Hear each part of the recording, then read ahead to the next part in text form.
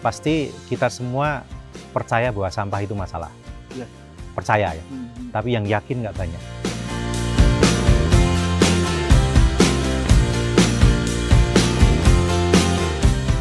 Ya. Nama saya Jos Handani, asalnya dari Muntilan, tapi sudah di Jogja tahun 90, sudah ada di Jogja dan KTP sekarang dari Jateng ke DIY.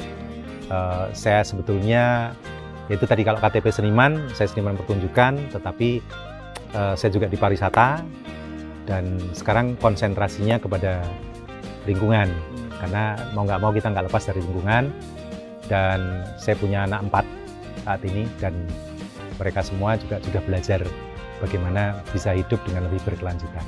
Halo Om Jos, sehat Om ya? Sehat, sehat. Jadi kita terima kasih banget sebelumnya. Sama-sama.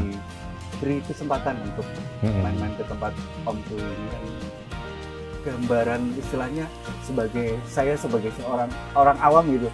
Apa sih Om? Itu sustainable living itu. Sustainable living itu sebetulnya cara kita hidup dan berkehidupan yang mempertimbangkan keberlanjutan. Kita bicara keberlanjutan ya nggak lepas dari alam. Yeah. Ada siklus alam, dulu dikenal ada zaman batu, zaman besi, zaman es dan segala macam. Kemudian revolusi industri muncul, pemanasan global terjadi, dan dikatakan kalau pemanasan global semakin memanas dan pada titik panas yang paling panas ya akan menjadi es. Bisa jadi nanti kita kembali ke zaman es karena dunia kita seperti ini. Sebetulnya sustainable living itu bagaimana kita mempertimbangkan kesadaran kita bahwa hidup ini tuh berkelanjutan. Untuk siapa? Kan tidak hanya untuk angkatan kita, tidak hanya untuk satu generasi 50 tahun. Kita tahu bahwa perjalanan hidup kita sudah, bahkan sejarah-sejarah ilmu pengetahuan mengatakan bumi sudah usia miliaran tahun. Kalau yang paling ringan dalam sustainable living, maksudnya hidup yang eko kan maksudnya gitu kan. Bagaimana si ibu itu tahu mana yang dibutuhkan dan mana yang diinginkan oleh seluruh keluarga itu. Nggak cuma, kan ada ibu-ibu yang kalap ya. Wah, aku tuku iki, padahal rung mesti itu tuh butuh gitu. Belum mesti itu cuma kayak apa, lapar mata, mumpung punya duit dan sebagainya. Nah, bagaimana ibu itu bisa memilah, kamu itu butuh nggak sih sebenarnya, seberapa persen kamu butuh, seberapa penting kamu butuh, dan seberapa urgent kamu membutuhkan itu, kayak gitu. Sehingga kalau menurut saya gini aja deh, kita tanya semua orang, teman-teman juga yang melihat ini, pasti kita semua percaya bahwa sampah itu masalah. Percaya ya, tapi yang yakin nggak banyak. Ini aja kita udah bingung, maksudnya gimana ini? Percaya tapi yang yakin nggak banyak. Ya kalau percaya nggak percaya gimana? Orang kayak di Jogja berapa kali kita punya darurat sampah.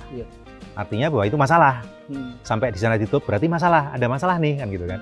Tetapi bagaimana kemudian kita bisa yakin? Bedanya kalau kita yakin, itu kita mengubah gaya hidup kita. Kalau kita yakin. Berarti kalau Anda belum mengubah gaya hidup, Anda baru percaya saja bahwa sampah masalah. Tapi Anda nggak yakin. Nah, sehingga Indonesia, saya pikir ya seluruh dunia ya mungkin. Tapi kalau kita bicara Indonesia, kan ada data-data yang penelitian terakhir itu ada 5 negara yang top 5 negara di dunia yang paling banyak menyumbang sampah plastik. Cina, Indonesia, Vietnam, Filipina, Sri Lanka. Saya nggak tahu Vietnam sama Filipina mungkin kebalik atau saya lupa. Tetapi 5 ini yang pasti, dan semuanya negara di Asia. Ya kita emang melihatnya gini karena pohon masih banyak, pohon kok aku masih bisa bernafas. Tapi kita tahu nggak, nafas udara yang kita masukkan kita sekarang ini sudah tidak sebersih dulu gitu loh. Sudah ada mikroplastik, ada karbon-karbon yang dari knalpot, dari pembakaran apa segala macam, itu sudah mulai masuk ke situ. Kecuali kalau kemudian itu bentuknya semuanya nano ya, itu beda. Tapi kan nggak seperti itu. Sehingga Indonesia sendiri sudah mulai kan sebetulnya ada banyak gerakan-gerakan, hanya pada sentuhan law enforcement atau penegakan hukumnya saya pikir masih belum tegas. Contohnya begini, apakah benar kita membuang limbah atau sampah ke sungai itu betul-betul orangnya kita tindak. Kalau itu misalnya, taruh kata gini ya, orang punya pabrik tempe aja yang kecil aja, mungkin juga pasti akan dibuang ke sungai, kebanyakan ya, saya nggak bilang semuanya. Nah, karena plastik itu sendiri juga kita bicara plastik, plastik sendiri kan bahan utamanya kan dari minyak bumi. Dan kita tahu tuh minyak bumi itu tidak bisa terbarukan, bisa tapi jutaan tahun menjadi fosil kemudian muncul ke situ. Hanya saja itu kan terhitung ya susah didaur ulang gitu kan, sehingga membutuhkan waktu yang sangat panjang. Nah plastik itu kenapa makanya gampang dibakar, ini salah satu gandengannya. Oh makanya kok gampang dibakar karena dari minyak, minyak kan bahan bakar gitu loh. Sehingga dari situ ya kita lihat sekeliling kita aja lah di Indonesia. Tadi saya contohkan berapa kali Jogja darurat sampah. Makanya jawabannya dari dulu saya selalu bilang bahwa jawaban dari masalah sampah itu sebenarnya satu, ya perubahan mindset dan gaya hidup. Apa itu kesadaran ekonomi? Ya bagaimana kita berbisnis tapi kita tetap ada unsur ya kita punya untung, jangan sampai merusak lah. Karena semua produk yang kita ada itu semuanya dari alam. Tidak ada yang tidak pakai unsur alam. Ini kalau ada teman-teman yang nonton, boleh di komen, oh ini bukan dari alam. Saya akan jawab, pasti dari alam dah. Mineral alam yang dikelola dibentuk jadi satu produk. Semuanya dari alam. Nggak ada yang kita lepas dari alam. Ya jadi gini, kami itu mulai, saya dan keluarga itu mulai tahun 2008 itu mulai punya kesadaran untuk mulai menghindari produk-produk yang berbahan plastik sekali pakai. Bahan plastik tapi pakainya lama, kami masih bisa pakai. Sehingga kita 2008 mulai mengurangi penggunaan plastik yang plastik belanja sekali pakai itu, bertanggung jawab akan sampah sendiri, kayak membuat komposter sendiri, sampah dapur. Karena kebetulan sebetulnya kami tinggalnya di kota. Di kota kan semuanya sudah di paving gitu. Kalau di desa kan masih bisa dicampur di tanah gitu, nanti terurai gitu. Kalau di sana kan sebelum terurai karena tidak ada tanahnya langsung, waktunya lebih lama dan bau, pasti tetangga akan komplain kan. Sehingga kami berkeputusan untuk membuat pasta gigi sendiri. Nah, pasta gigi yang sudah jadi kami itu yang dari arang bambu. Nah, ini boleh dilihat ini kan hitam, arang bambu ini. Ini sudah kami pakai sekarang total ya 3,5-4 tahun ini. Kami hanya pakai ini karena motivasi pertama, satu, tidak pengen nyampah. Yang kedua, mengurangi interaksi yang berlebihan dengan kimia sintetis. Ini arang bambu dicampur dengan bubuk daun stevia. Daun stevia itu pengganti gula dari daun dari tanaman gitu, bersama essence mint. Ini yang kami pakai. Sama kemudian kedua, karena kami sekeluarga hanya pakai minyak kelapa 15 tahun ini. Kenapa minyak kelapa gitu ya? Karena minyak kelapa itu ada hajat hidupnya para pengrajin minyak kelapa sekitar kita yang perlu kita dukung. Dan satu, minyak kelapa nggak nyampah. Kalau kita beli minyak yang pabrikan itu, bungkusnya pasti jadi sampah. Nggak mungkin nggak. Kecuali kita beli yang curah pun kita juga perlu bertanya kan, seberapa ini. Kecuali kalau curah kita bawa wadah sendiri kan zaman dulu lah, Cak Sis. Kita kalau suruh belanja juga beli minyak juga bawa botol sendiri.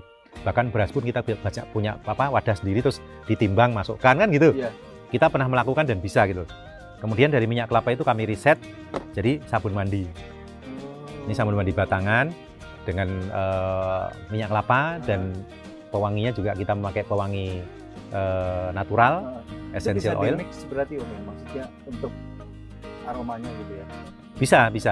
Kayak yang ini sedang saya bau nih, mungkin kayak penonton juga ikut membau nih. Ini polo.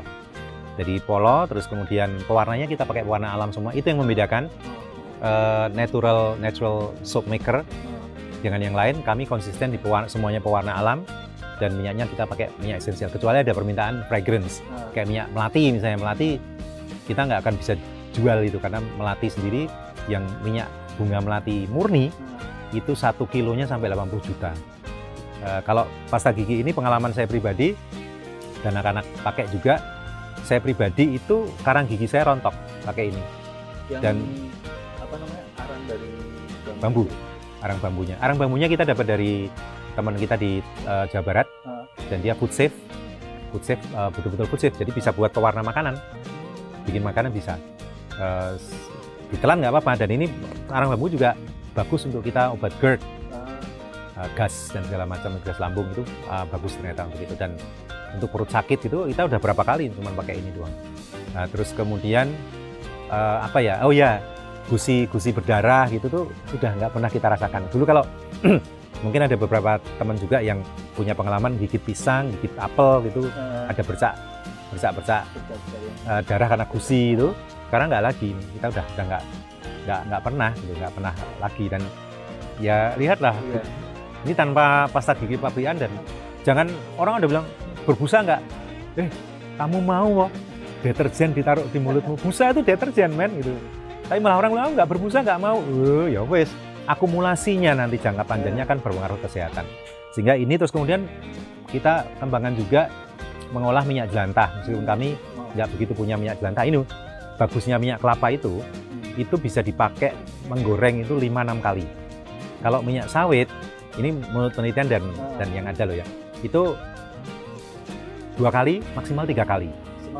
Habis itu nggak boleh, karena itu sudah, itu tadi nggak serta-merta kita rasakan efeknya, jangka panjang lagi, sehingga warnanya juga mungkin udah berubah ya? Sangat berubah.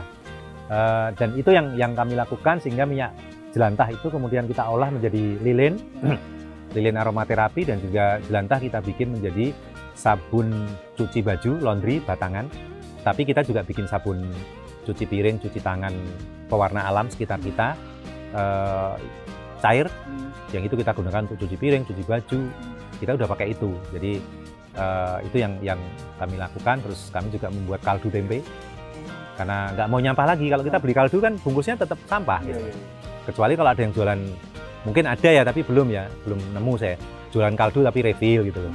Sekarang banyak muncul kan, ada namanya box store, ada refill station. Nah, itu salah satu gerakan-gerakan yang kemudian menjadi satu gerakan yang semakin luas. Box store itu sebenarnya ke toko kita zaman dulu, Mas Yes. Semuanya refill, kita bawa wadah sendiri. Aku mau beli kacang gitu kan, ya udah kita bawa wadah sendiri. Atau kalau pakai wadahnya di situ ya bayar. Harusnya semahal itu. Kita seharusnya Om ya. Semahal itu untuk menjaga kelestarian bumi. Kita memang kebanyakan males. Alah, repot banget, udah pakai plastik aja sekali pakai. Kita tahu plastik itu terurainya 200 tahun katanya. Karena belum terbukti, kita belum ada 200 tahun nih. Coba kalau 200 tahun ya kita udah nggak ada, cucu kita mungkin udah nggak ada, itu masih ada berapa generasi itu, dan plastiknya masih ada loh. Gitu kan. Sehingga ya itu tadi, dan plastik itu tidak terurai, Kak Des. Ini teman-teman juga harus tahu, plastik itu tidak terurai. Yang harus ingat benar. Dia bilang kan plastik itu akan terurai 200 tahun. Enggak. Bukan terurai, terpecah menjadi mikroplastik. Partikel-partikel plastik yang kayak debu, dan itu terlempar ke udara. Udara kita udah banyak mikroplastiknya. Terima kasih buat Om Jos. Ya, sama-sama. Semoga selalu sehat, yang jelas. Yang penting sih itu selalu sehat, biar Om itu lebih bisa melakukan sesuatu hal yang keren-keren di luar sana. Wah, semua orang bisa melakukan, asal mau, nggak males. Ya, kita doain Om Jos selalu sehat, yang jelas. Terima kasih. Terima kasih banget. Sama-sama. Dan bisa selalu berjaya.